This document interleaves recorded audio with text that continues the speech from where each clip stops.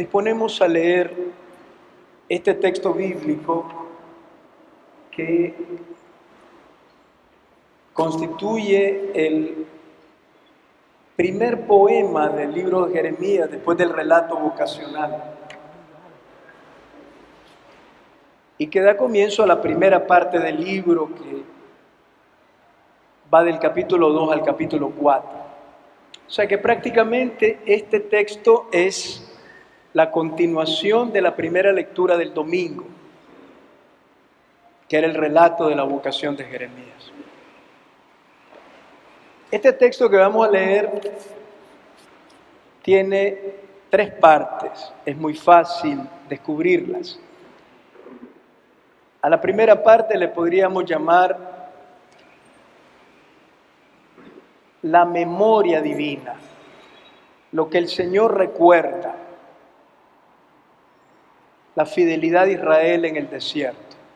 La segunda parte le podríamos llamar la acusación divina, que corresponde a la rebelión o el olvido de Israel en la tierra prometida.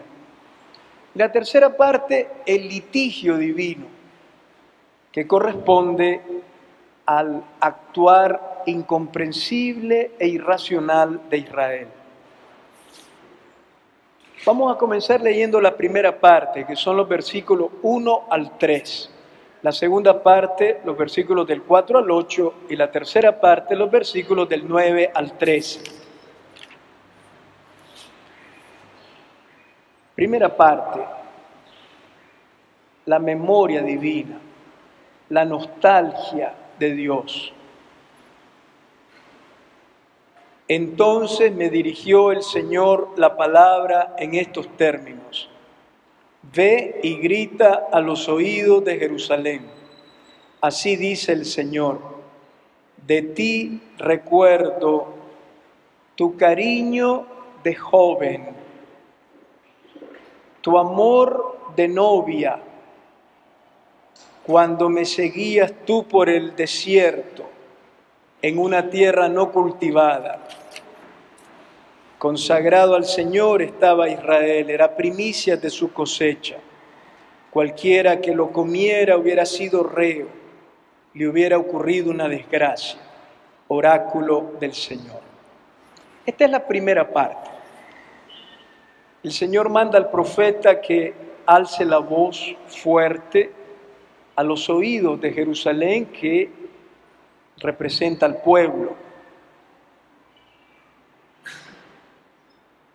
Y lo que le tiene que decir es que el Señor recuerda casi con nostalgia de enamorado el amor de Israel en los inicios de su historia.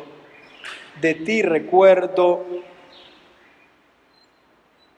tu cariño de joven, tu amor de novia. Es significativo que aquí aparezca el verbo recordar con Dios como sujeto, porque el verbo recordar ordinariamente en la Biblia es el verbo que alimenta la fe del pueblo, cuando recuerda las hazañas del Señor, sus grandes proezas, lo que el Señor ha hecho por nosotros, lo que nuestros padres nos han contado. El pueblo recuerda y recordando alimenta su fe. En este texto, en cambio, el que recuerda es el Señor. El verbo de la fe se vuelve el verbo de la nostalgia divina. El Señor recuerda, tiene memoria. Y lo más hermoso de este texto es que lo que recuerda es la época de fidelidad amorosa de Israel, como si solo esto se le grabara en la mente al Señor. De ti lo que recuerdo es eso, tu cariño y tu amor de los inicios. Cuando tú me seguías por el desierto, en una tierra no cultivada. Aquí el otro verbo importante es el verbo seguir, que literalmente en hebreo es ir detrás. ¿Por qué es importante la frase literal? porque la frase ir detrás recoge la imagen de una muchacha enamorada. Es una muchacha que va detrás del novio, no tiene ojos para ningún otro y va apasionadamente detrás del novio, buscando encontrarse con él, queriendo estar con él.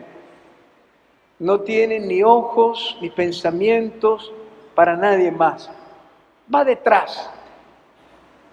Y Jeremías dice, y esto fue en el desierto, en esa época tan difícil y riesgosa que significó el desierto, una tierra no cultivada, allí fue posible el amor. Y eso lo recuerda el Señor. Jeremías idealiza el desierto. Solamente este texto de Jeremías 2:1 y Oseas 2:16 te llevaría al desierto y te hablaría al corazón. Son los únicos dos textos del Antiguo Testamento que hablan del desierto en clave positiva, como un tiempo ideal. Aparte de estos dos textos, siempre el desierto es una tierra de tentación, de dificultad, donde Israel se rebelaba, quería volver a Egipto.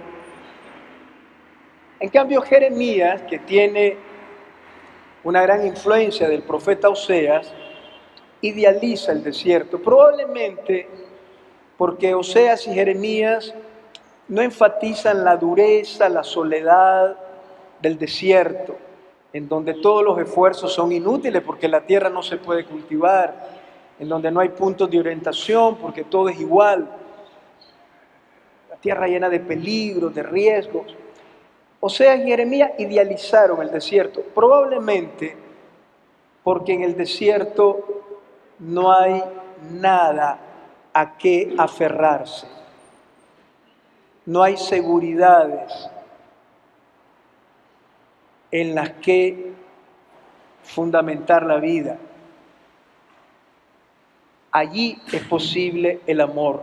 Estos dos profetas idealizaron el desierto. Y allí fue posible ese amor de noviazgo, una relación de alianza entre el Señor e Israel. Israel con una pasión de enamorada y el Señor cuidándolo. Dice, Israel estaba consagrado, era propiedad del Señor y solo suya. Era la primicia de su cosecha, así como los frutos de la tierra le correspondían al Señor en el culto. El primer fruto de la cosecha histórica de Dios es Israel. La acción liberadora de Dios dio como primer fruto este pueblo. Y por lo tanto está consagrado a Él, es suyo. Y el Señor lo cuida. Quien le haga mal a Israel será reo. Esta es la primera parte del texto. Le hemos llamado la memoria divina, la nostalgia de Dios. Dios no olvida ese primer amor. Un amor que está al inicio. No solo al inicio de la historia, sino que está al inicio como fundamento de todo lo que viene. Ciertamente aquel amor inicial no explica todo lo que Israel vivió después, pero sin aquel amor inicial Israel no hubiera podido vivir nada de lo que vivió después. Es el primer amor, a nivel temporal, se dio al inicio, pero es el primer amor porque es el fundamento de toda la historia. Esa relación de amor apasionado, de enamoramiento del Señor. Israel no tiene corazón ni ojos para nadie más. Y esto el Señor lo recuerda, casi con nostalgia. Ahora vamos a ver la segunda parte, los versículos del 4 al 9. A esto yo le he llamado la acusación de Dios y el olvido de Israel. Aquí desaparece el enamoramiento. Israel se olvida del Señor, ya no lo sigue. No solo no lo sigue, sino que antes deja de interesarse por él. Antes de leer el texto, quiero decirlo con mis palabras para que lo ubiquemos. Estos versículos hacen referencia a la entrada en la tierra prometida, como la etapa de adultez de Israel. Cuando Israel habita la tierra, se encuentra con una tierra que puede cultivar. Y la tierra ya depende del esfuerzo que haga el pueblo. En la tierra prometida, Israel tiene que organizarse a nivel social, político, económico, militar, como pueblo. Se siente capaz, suficiente. Además, entra en relación con otros pueblos.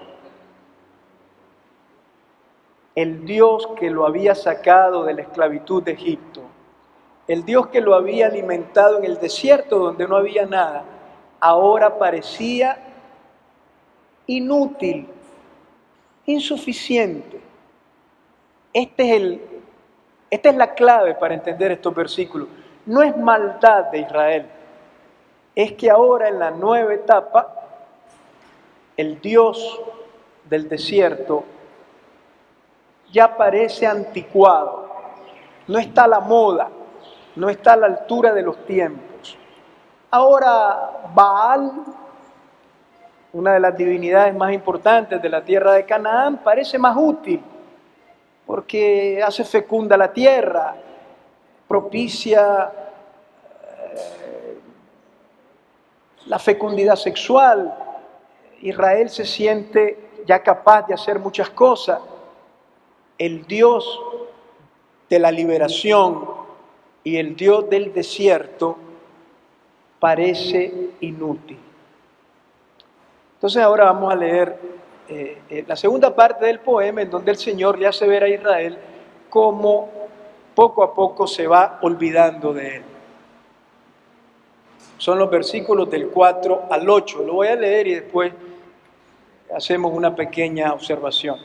Así dice el Señor: ¿qué encontraban sus padres en mí de torcido? Que se alejaron de mi verdad y yendo detrás de la vanidad se hicieron vanos. En cambio no dijeron: ¿dónde está el Señor que nos subió desde Egipto? Nos llevó por el desierto, la estepa y la paramera, por tierra seca y sombría, una tierra intransitada en donde nadie se asienta. Yo los traje a ustedes a esta tierra de vergel para comer sus deliciosos frutos. Llegaron y ensuciaron mi tierra y pusieron mi heredad asquerosa. Los sacerdotes ya no decían: ¿dónde está el Señor? Los expertos en la ley no me conocían y los pastores se rebelaron contra mí y los profetas profetizaban en nombre de Baal y detrás de lo inútil iban. Ahora van detrás de lo inútil. Notemos cómo esta segunda parte termina con el verbo ajaré, que en hebreo es ir detrás. Ahora ya no van detrás del Señor, ahora van detrás de lo que en la Biblia se llama lo inútil, lo vano. Es un modo de llamar a los falsos dioses. Bien, como ven en esta segunda parte, no se trata simplemente de idolatría, se trata de suficiencia, de indiferencia, de olvido, de duda. El Dios de la liberación y del desierto ya no nos sirve ahora. Ahora es una época que exige una experiencia nueva, un Dios distinto. El Papa, como lo veremos después en la meditación, a los sacerdotes les habló en Panamá, en la catedral, del cansancio de la esperanza. Yo creo que lo que le ocurrió a Israel fue el cansancio de la fe. Se cansaron de creer en el Dios de la liberación y del desierto. Ahora, en una época histórica nueva, había que ir detrás de novedades, de divinidades que parecieran más acorde con el cambio de los tiempos. Es una nueva época. Aquí hay algunas observaciones interesantes sobre esta segunda parte del poema. El Señor en el versículo 5, antes de acusar a Israel, hace algo que es propio de un enamorado. Duda de sí mismo antes de dudar de Israel. Miren el versículo 5. ¿Qué encontraron sus padres en mí de torcido? Que se alejaron. ¿Qué error cometí yo con ustedes? ¿Qué mal les hice? Un Dios que antes de acusar al pueblo, antes de apuntar con el dedo al hombre, duda de sí mismo y de su conducta. En este poema, el gran enamorado del hombre, del pueblo, es el Señor.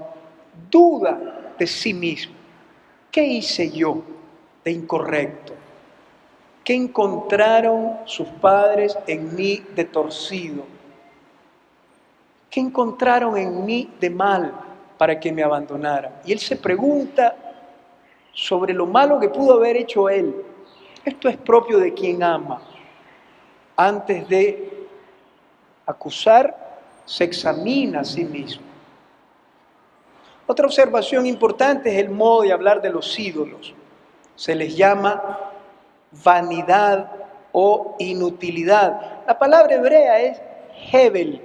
Hebel, que es el nombre de Abel en el Génesis. Hebel es vapor, humo, algo que se disipa.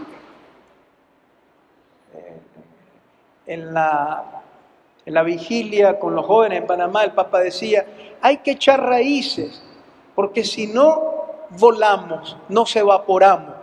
Es esta la idea. Los ídolos son llamados Hebel, o Jebalim en plural. Son vanidad. Como no existen, son un engaño,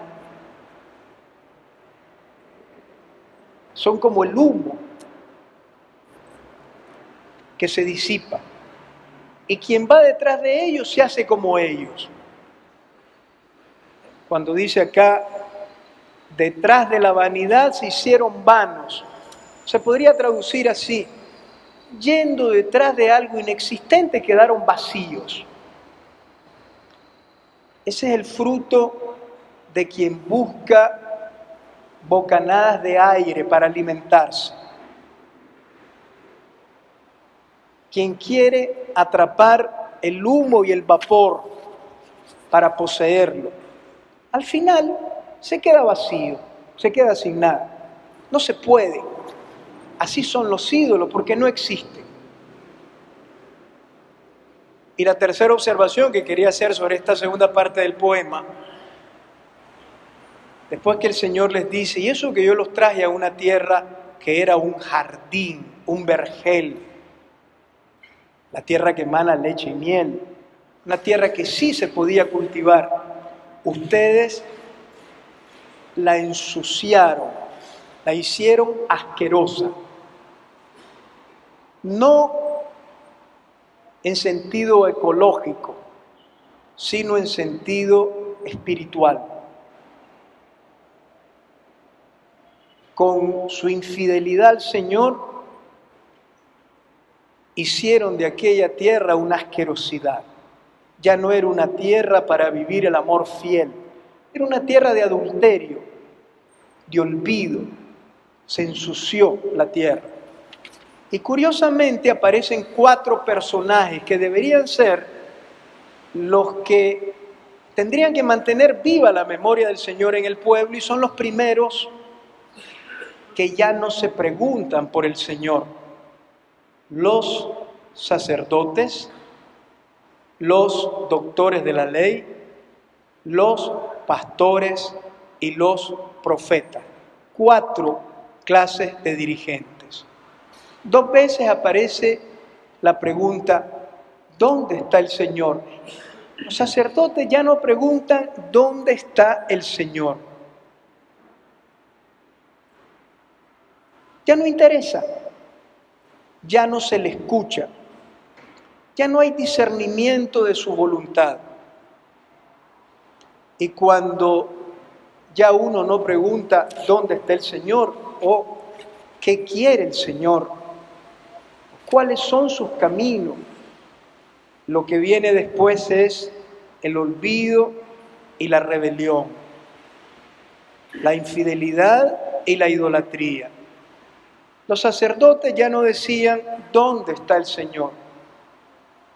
Habían echado en el saco roto del olvido.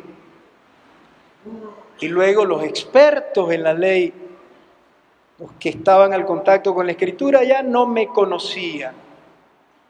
Los pastores que debían guiar y cuidar al pueblo se rebelaron contra mí, evidentemente dejando al pueblo a expensas de las fieras salvajes. Y los profetas, que tienen que hablar en nombre del Señor, se volvieron mercenarios ideológicos de una religión politizada como la de Baal. Y hablaban ya no en nombre del Señor, sino en nombre de Baal. Iban detrás de lo inútil. Ya no era la chica enamorada de la primera parte, sino un pueblo que va detrás de los ídolos. Esta es la segunda parte del texto. Yo le llamo el cansancio de la fe.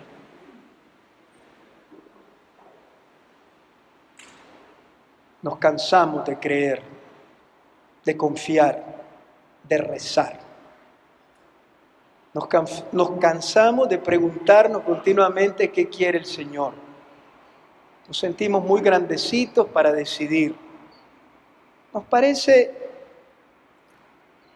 más rentable la lógica humana, la moda de turno, que la escucha amorosa, silenciosa de Dios. Es el cansancio de creer. Ahora vamos a la tercera parte del texto, que va del versículo 9 al versículo 13. A esta parte yo le he llamado el litigio que entabla el Señor y la irracionalidad de Israel. ¿Por qué le llamo el litigio? Porque aquí se usa un género literario que es muy frecuente en los profetas, el rib, R-I-B. El rib es una confrontación de tipo jurídico en donde no hay un juez que dirime entre dos partes en conflicto. El rib es una confrontación cara a cara entre dos partes que están unidos en alianza. Cuando una de las dos es infiel, la parte fiel que sigue amando le dice a la otra, ¿qué es lo que has hecho? ¿Qué mal te he hecho yo a ti? ¿Por qué te comportas de ese modo? Notemos que el rib no tiene como fin condenar, humillar, tiene como fin salvar, ganar al otro. Y aquí aparece este género literario que es propio del mundo jurídico, pero que los profetas lo asumieron para hablar del Señor. El versículo 9. Por eso sigo litigando con ustedes. Aquí el verbo es el verbo rib, un verbo propio del campo jurídico. ¿Por qué los profetas utilizan este lenguaje jurídico? Porque entre Israel y el Señor hay un pacto, hay una alianza, y ambos concertantes de la alianza deben ser fieles el uno al otro. Cuando uno de los dos es infiel, se vuelve injusto. Hay un acto de injusticia en relación con el otro. Y entonces la parte fiel interviene para recuperar al que ha sido infiel. Este es el litigio del RIB. Y es lo que el Señor dice en el versículo 9. Por eso litigo con ustedes, oráculo del Señor, y con los hijos de sus hijos también litigaré. Vuelve a aparecer el mismo verbo, 2 veces en el versículo 9. Es un litigio que se extiende en la historia, va de padres a nietos. Un Dios que está continuamente en actitud de litigio con su pueblo injusto, pero no para condenarlo, sino para darle la oportunidad de volver a Él.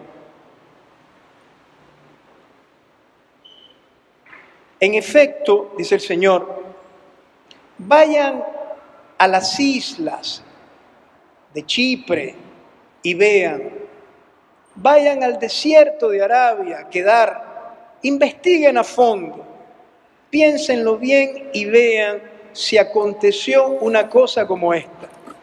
A ver si los pueblos paganos cambiaron de dioses. Y eso que no son dioses. Entonces el Señor empieza el litigio haciéndole ver a Israel que lo que hay de raíz no es una maldad, sino un acto inconsciente, irracional, incomprensible. Y pone de ejemplo a pueblos paganos. Vayan, investiguen a fondo si en la isla de Chipre o en el desierto de Arabia hay pueblos que hacen esto, que dejan a sus dioses y van detrás de otros. Y eso que no son dioses. Es un poco como tocarle el amor propio a Israel. Los paganos no hacen lo que ustedes han hecho, pero mi pueblo ha cambiado su gloria por lo inútil. Esto es lo que han hecho ustedes. Pone a los cielos como testigos. Pásmense, cielos, asómbrense. Llama a los cielos como testigos. Horrorícense. Cobren gran espanto, como si el universo entero debería ser testigo de semejante insensatez. Oráculo del Señor, doble mal ha hecho mi pueblo. A mí me dejaron manantial de aguas vivas para hacerse cisternas, cisternas agrietadas que el agua no retiene. Aquí termina el poema. Este es un intento del Señor de rehacer la relación, de recuperar a Israel con quien tiene una alianza de amor. Es como un matrimonio el que hay entre el Señor y el pueblo. El Señor quiere que Israel tome conciencia que no hay comparación posible de lo que ha hecho, que es una injusticia inexplicable haberlo dejado a Él, que es algo irracional lo que han hecho. Han dejado una fuente de agua viva, es decir, que emana perennemente, que en ningún momento hace que falte el agua, y es una esa fuente, y han preferido construirse muchas cisternas agrietadas que dejan escaparse el agua. La imagen de la fuente de agua viva la utilizará Jesús en el pasaje de la Samaritana, en Juan 4:14. Una fuente de agua viva que brota para la vida eterna, comparándose Él mismo y la fuerza de su Espíritu a esa fuente de agua viva. Pero lo que quiero hacer notar es la contraposición que hay en el texto. La fuente de agua viva es una sola. Es lo que ha quedado plasmado en el Shema de Deuteronomio 6:4. Shema Israel, Adonai Eloheinu, Adonai Echad. Escucha Israel, el Señor nuestro Dios es uno. Solo hay una fuente de agua viva. Pero Israel ha preferido la multiplicidad de cisternas, la pluralidad al uno. Las cisternas agrietadas representan las distintas divinidades. Agua estancada, y además cisternas con grietas que dejan escapar el agua. Entonces, ahí hay un acto de dispersión. En vez del uno, los muchos. Un corazón que debería estar unificado en el amor al Señor, se parte, se despedaza en muchos amores. No solo hay dispersión, sino que hay una especie también de decepción, como si la fuente de agua viva no fuera capaz de saciar. Y ante la duda, mejor llenemos cisternas. ¿No se dan cuenta que las cisternas tienen agua estancada, que con el tiempo ya no será bebible? Y además grietas que dejan filtrar el agua. Pero no solo eso, Israel no solamente se dispersa en las múltiples cisternas, parte el corazón, ya no es solo del Señor. Ya no solo muestra su duda, el cansancio de la fe que decíamos antes, dejando la fuente una por las múltiples cisternas, sino que al hacer esto Israel pierde identidad. Israel es lo que es en relación con el Señor. Israel es el pueblo del Señor. Cuando deja de ser del Señor, no solamente comete una gran infidelidad en la relación, sino que pierde su propia identidad. Estamos ya muy lejos de aquel primer amor, de la primera parte del poema. Antes de hacer la meditación con la homilía del Papa en la Catedral de Panamá, simplemente quisiera recordar las tres partes del texto y resumir la imagen de Dios que nos deja Jeremías en este capítulo. La primera parte era la memoria divina. Vivimos en el recuerdo del Señor.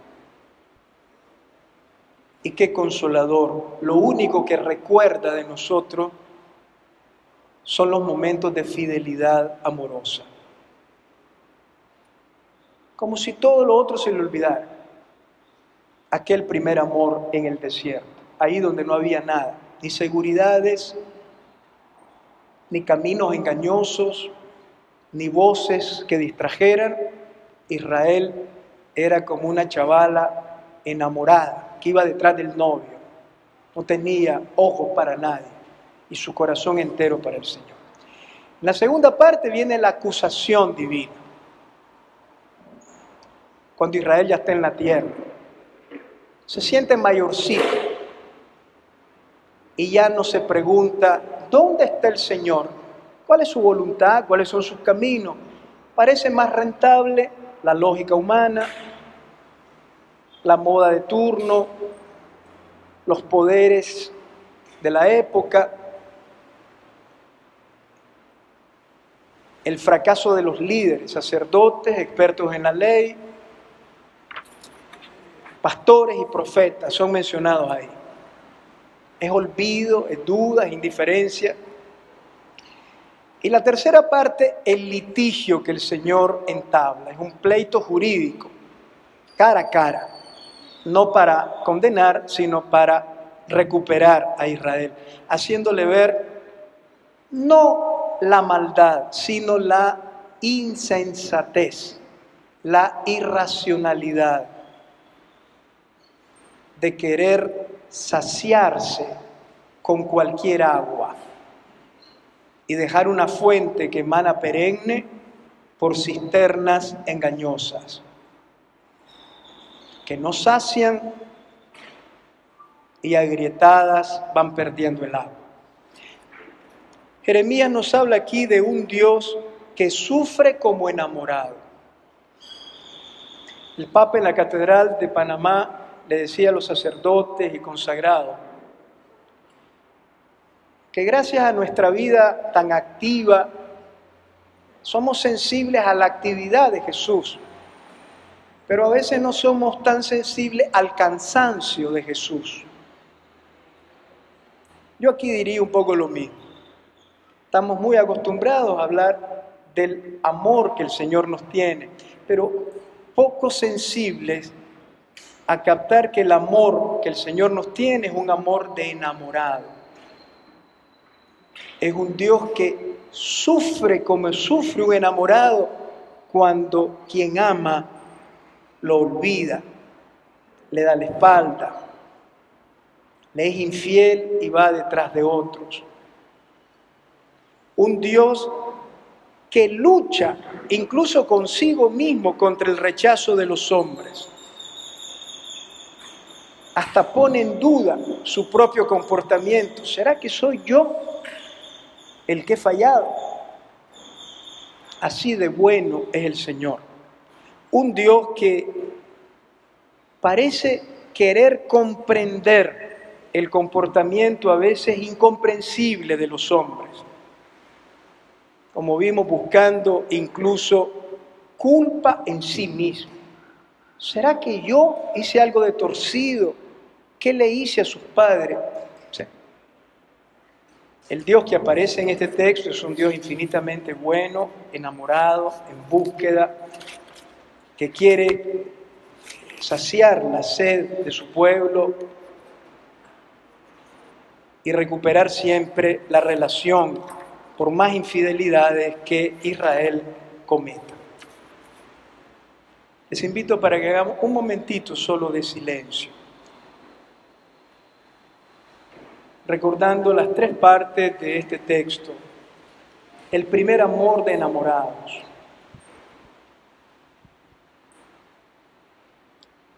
El segundo momento de cansancio, de la fe y de autosuficiencia, que nos lleva a ya no preguntarnos por el Señor y sus caminos, y a poner la seguridad en muchas otras cosas, fuerzas y divinidades. Y la tercera parte, lo insensato, o como dice Jeremías, ahí mismo en el capítulo 2, más adelante, en el versículo 19, que te enseñe tu experiencia, tu propio daño, que te enseñe lo malo y amargo que te resulta siempre dejar al Señor tu Dios, dejar la una por los muchos, la única fuente por las muchas cisternas. Insensatez.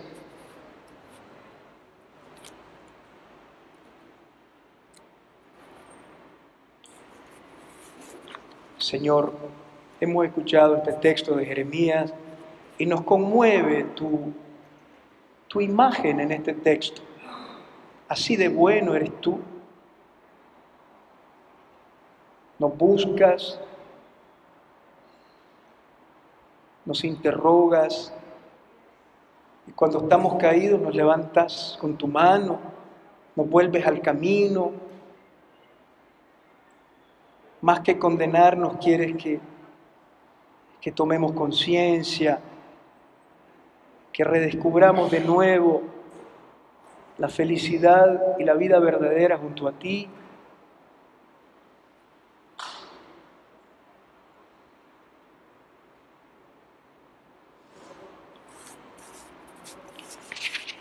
Ahora quiero proponerles como meditación de este texto tres temáticas que el Papa abordó con los sacerdotes y consagrados en la Catedral de Panamá el 26 de enero y que corresponden a las tres partes de este texto. La crisis del cansancio,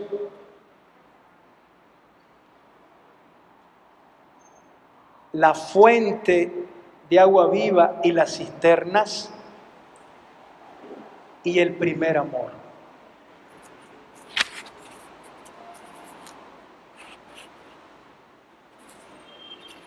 La crisis del cansancio.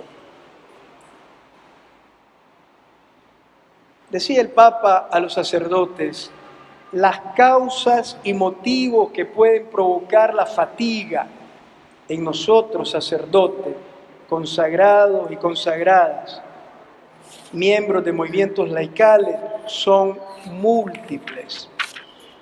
desde largas horas de trabajo que dejan poco tiempo para comer, descansar, rezar y estar en familia. El activismo, el cansancio de tanta actividad.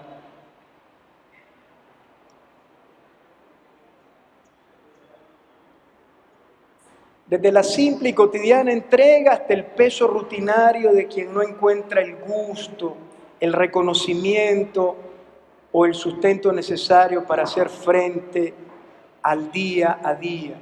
Otra causa del cansancio, la rutina diaria, cuando se pierde el gusto y cuando después de haber hecho tanto, lo único que recibimos son ingratitudes. Nadie nos reconoce lo que hacemos. Después de años de entrega, una patada. Eso duele, eso cansa. Desde habituales y esperables situaciones complicadas a estresantes y angustiantes horas de presión. Dificultades de cada día, que son, como dice el Papa, explicables o esperables, pero también hay horas de la vida llenas de estrés, de angustia. Hay toda una gama de peso que soportar.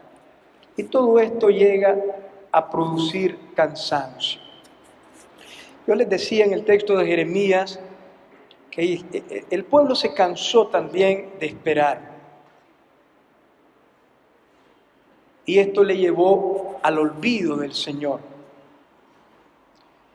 El Papa hablaba en Panamá de el cansancio de la esperanza. La que nace del futuro cuando la realidad cachetea y pone en duda la fuerza, los recursos y la viabilidad de la misión en este mundo tan cambiante y cuestionador. Es un cansancio paralizante. Nace de mirar para adelante y no saber cómo reaccionar ante la intensidad y perplejidad de los cambios que como sociedad estamos atravesando. Israel vivió no solo el cansancio de la esperanza, sino sobre todo el cansancio de la fe. Era un momento de cambio en la tierra prometida.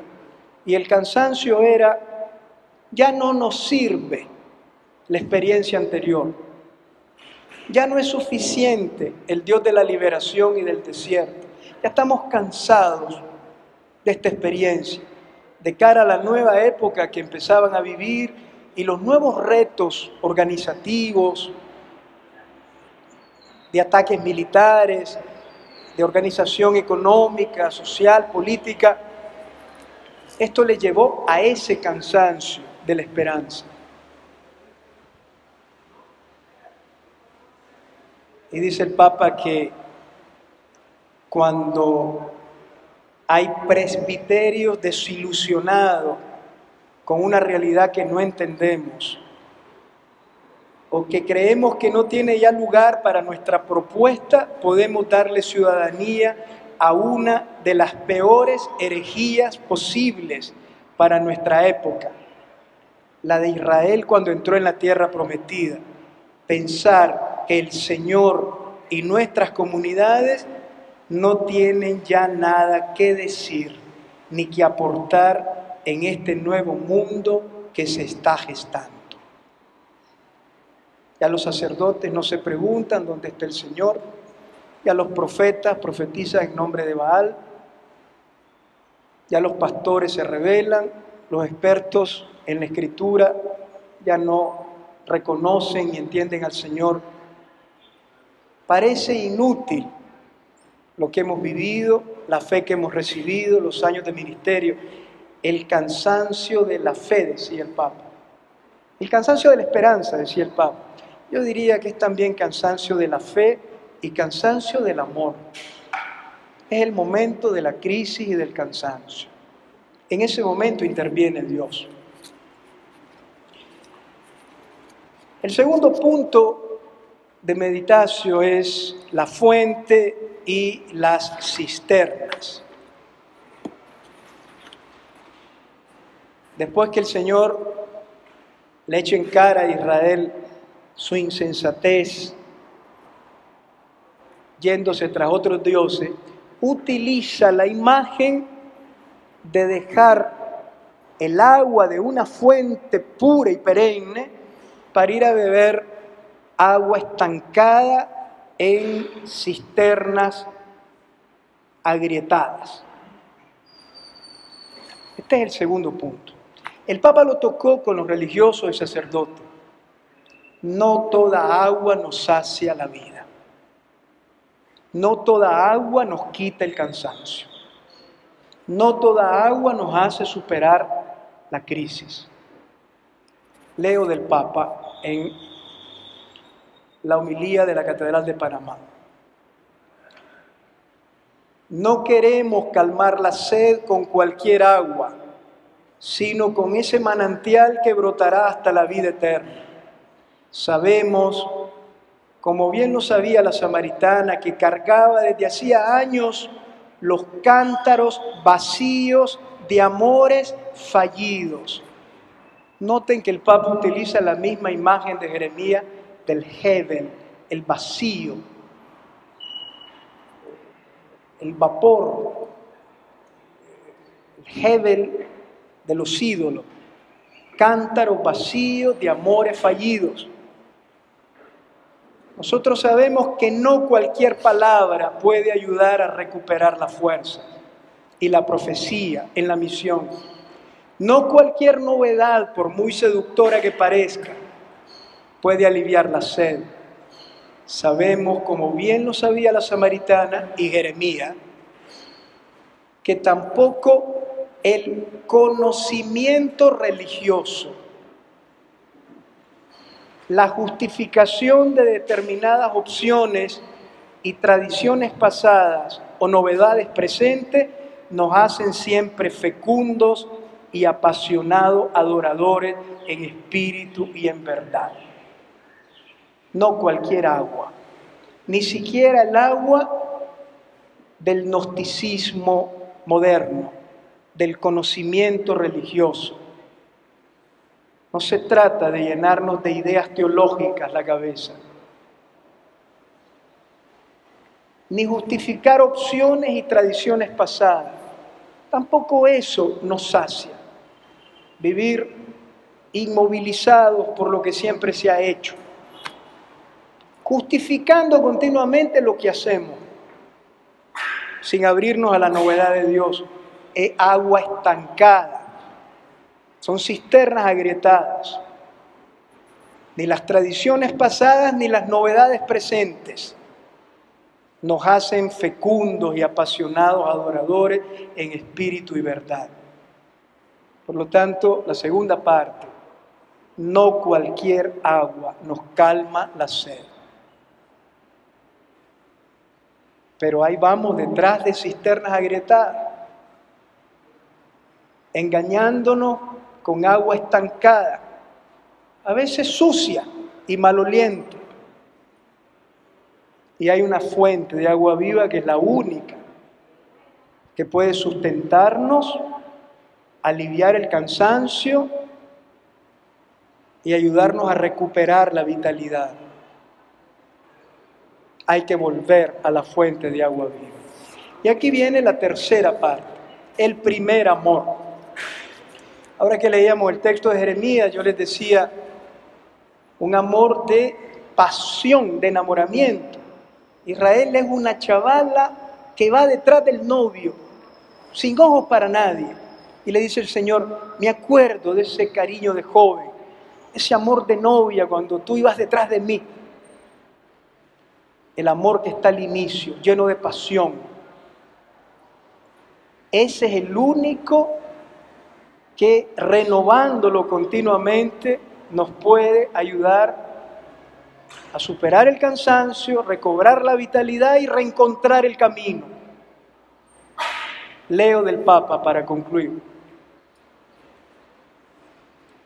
Dame de beber, es lo que nos pide que digamos nosotros, el Señor. Y al decirlo, le abrimos la puerta a nuestra cansada esperanza para volver sin miedo al pozo fundante del primer amor. Cuando Jesús pasó por nuestro camino, nos miró con misericordia y nos eligió y nos pidió seguirlo. Al decirlo, recuperamos la memoria de aquel momento en el que sus ojos se cruzaron con los nuestros, el momento en que nos hizo sentir que nos amaba, que me amaba, y no solo de manera personal, sino también como comunidad.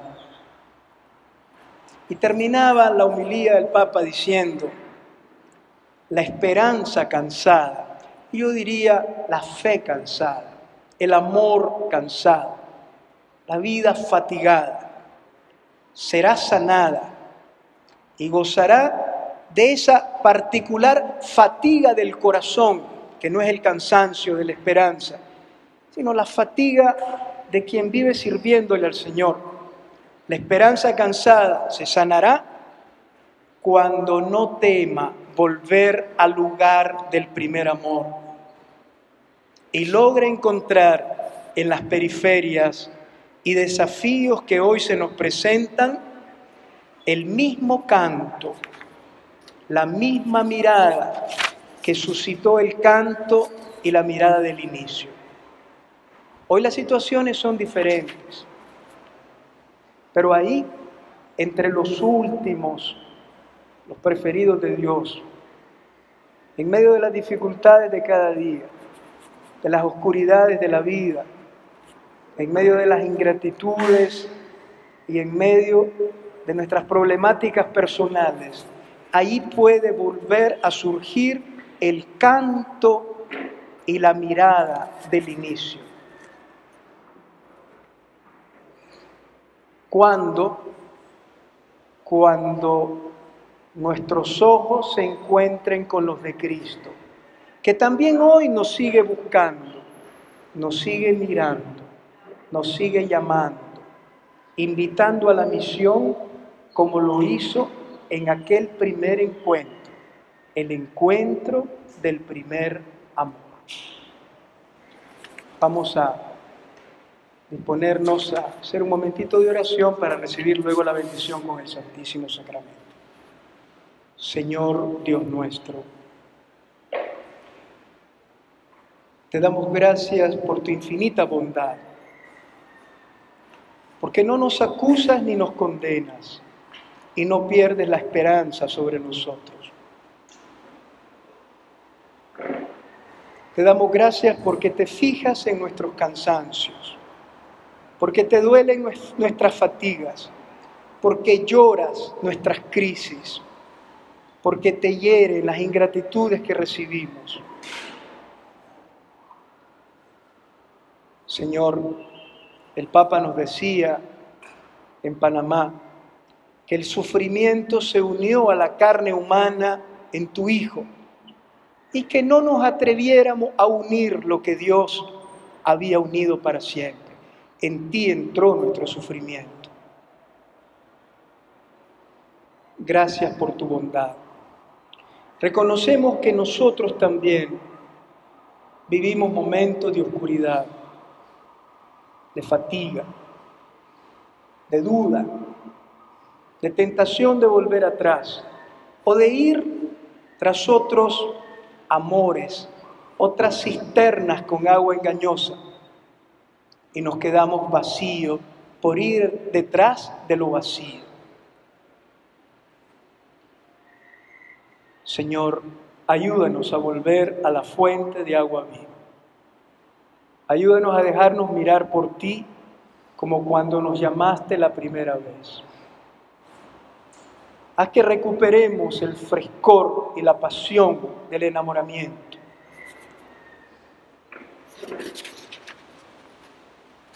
El Papa decía en Panamá que se necesita un amor de enamoramiento para superar la fatiga. Solamente, Señor, con la fuerza de tu Espíritu, y el consuelo de tu mirada, podemos lograrlo.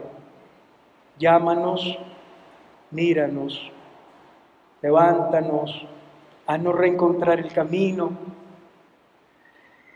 que recuperemos esperanza y pasión para darnos a los demás, para servirte con fidelidad, y que bebamos siempre de tu agua. Y cuando nos intoxiquemos del agua estancada y sucia de la cisterna, y nos parezca que estamos solos y caídos, abatidos por el pecado y el cansancio, que descubramos que ahí estás tú, a nuestro lado, mirándonos, lleno de ternura y de bondad, para ayudarnos a volver al pozo del primer amor, a la fuente de agua viva del amor primero, cuando nos miraste por primera vez y nos llamaste, me llamaste, enamorado de mí. Gloria al Padre, y al Hijo, y al Espíritu Santo.